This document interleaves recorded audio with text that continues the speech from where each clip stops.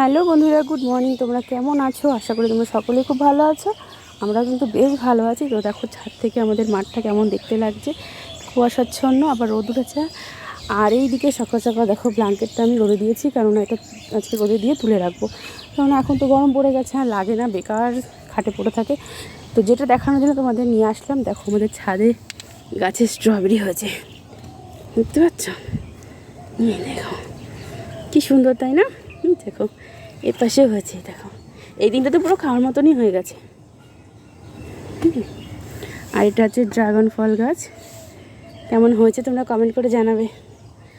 আর একটা জিনিস ছাদে তোমাদের দেখাবো, সেটা হচ্ছে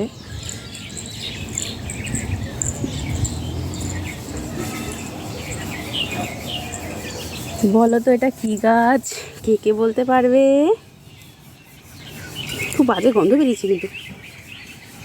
এটা হচ্ছে পদ্ম ফুল গাছ, ঠিক আছে? এটার মধ্যে লাগানো হয়েছে। তো বন্ধুরা, এই যে সূর্যি মামা। তো টাটা, দেখা হবে অন্য ব্লগে।